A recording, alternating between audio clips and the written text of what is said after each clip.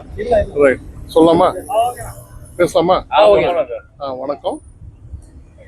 மாண்புமிகு முதலமைச்சரின் பிறந்த நாளை ஒட்டி மிக அருமையாக நாங்கள் இந்த கெனால் டீசில்டேஷனை நாங்கள் வந்து துரிதப்படுத்திருக்கோம். இந்த மான்சூனுக்கு முன்னாடியே நாங்கள் வேலையை ஆரம்பிச்சிருக்கோம். அடையாரில் புரோக்கன் பிரிட்ஜ் அங்கேருந்து ஆரம்பித்து அடையார் புரோக்கன் பிரிட்ஜு, ரெட்டியார் குப்பம், அப்புறம் இங்கே பார்த்தீங்கன்னா வீராங்கல் ஓடை, இன்னும் மற்ற பல இடங்களில் கெனால்ஸை வந்து கம்ப்ளீட்டாக வந்து தூர்வாரி அதில் உள்ள டீசில்டேஷனை கம்ப்ளீட்டாக பண்ணி கிளியர் பண்ணி மக்களுக்கு தண்ணி வந்து ஆகுவா போகிறதுக்காக எல்லா ஏற்பாடையும் பண்ணியிருக்கோம். இந்த இடத்துல நீங்கள் பார்க்கக்கூடிய இந்த இடத்த வந்து கம்ப்ளீட்டாக ஜிசிசியும் ஹைவேஸ் டிபார்ட்மெண்ட்டும் WRTயும் இதில் முன் வந்து எல்லாத்தையும் கலந்து காலையிலேருந்து நீங்கள் பார்த்துருப்பீங்க. எல்லாரும் அங்கே அடையார் கெனாலுக்கும் வந்திருந்தீங்க. எல்லா வேலைகளும் மிக அற்புதமாக செயல்படுத்த ஆரம்பிக்கிறோம். ஸோ தலைவர் மாண்புமிகு முதலமைச்சர் அவருடைய சார்பில் உங்களுக்கு நன்றியை தெரிவிச்சுக்கிறோம். வணக்கத்தை. அந்த அடையார் மண்டலத்தில் வந்து பார்த்தீங்கன்னா தூய்மை பணியாளர்களுக்கு முறையான பாதுகாப்பு உபகரணம் வந்து கொடுக்கப்படுறாங்க. இந்த கோரிக்கை நான் எடுத்துக்கிறேன். இது எந்த டிபார்ட்மெண்ட்ல கேட்டுட்டு உங்களுக்கு நான் பதில் சொல்றேன். இப்போ நீங்க வரதுக்கு முன்னாடி வந்து பாத்தீங்கன்னா இங்க இருக்கக்கூடிய ஊழியர்கள் வந்து எந்த ஒரு உபகரணமும் இல்லாமே வந்து பாத்தீங்கன்னா பணியில் ஈடுபட்டாங்க.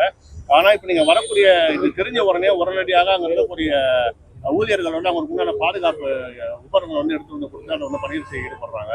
ஸோ காலையில வந்து நீங்க ஆய்வில் ஈடுபடுறீங்க. இது குறித்து நீங்க எதுவும் ஆய்வு? நான் வந்து முன்கூட்டியே வந்து நீங்க சொல்ற மாதிரி கூட இன்னும் எந்தெந்த டிபார்ட்மெண்ட்ல எவ்வளோ ஸ்டாக் இருக்கு, எவ்வளோ ஸ்டாக் இருக்கிறத பொறுத்து எத்தனை பணியாளர்கள் வேலை செஞ்சிருக்காங்கன்றதை எடுக்க சொல்லியிருக்கோம்.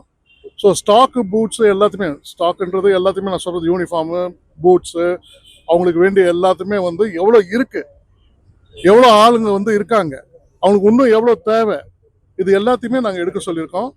ஸோ அதை எடுத்துட்ட அப்புறமா நான் உங்களுக்கு கம்ப்ளீட்டாக உங்களுக்கு ரிசல்ட் சொல்றேன்.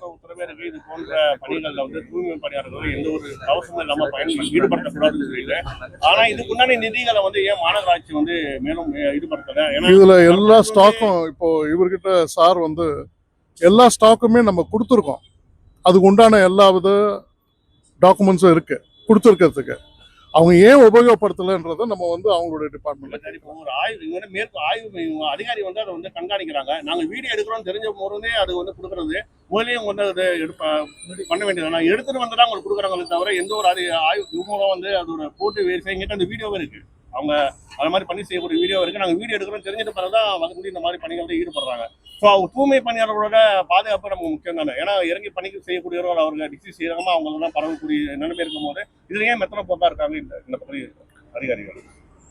நம்ம கோரிக்கை உங்களுடைய இதுவை நீங்க சொல்லியிருக்கீங்க. இது என்னன்றதை நான் மேற்கொண்டு என்னன்றதை பார்க்குறேன் சார். இப்போ அதே போல வீராங்கலுடைய பார்த்தீங்கன்னா அது வந்து ஓப்பன் கால்வாய். அப்படி இருந்தும் இப்போ பார்த்தீங்கன்னா நிறைய கடைகள், வணிக வளாகங்கள்லாம் பார்த்தீங்கன்னா இந்த பக்கம் வருது. அவங்க எல்லாமே இந்த வீராங்கலுடைய மூடிட்டு, அதாவது திருப்பி ஓப்பன் பண்ற அளவுக்கு மூடி வச்சிருக்காங்க பாதி பேர் பார்த்தீங்கன்னா. இப்போ இந்த மாதிரி இருக்கும்போது பார்த்தீங்கன்னா மழை காலங்களில் தண்ணி அதிக அளவில் வரும்போது அப்போதான் வந்து அதிகாரிகளை அதாவது முன்னெடுத்து ஒரு சில உடைச்சி நீர் வழி போகிறதுக்கு ஃப்ரீயாக இடம் விடுறாங்க. அது முன்கூட்டியே வந்து மேலே வந்து எந்த ஒரு தடுப்பும் இல்லாத அளவுக்கு பாதுகாத்துக்கலாம் இல்லையா?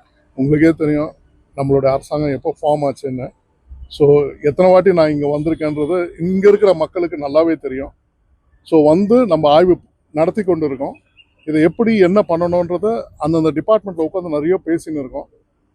உரிய முறையில் உங்களோட கோரிக்கைகளையும் அவங்களோட மக்களோட இதையும் நிச்சயமாக நிறைவேற்ற பார்க்குறோம்.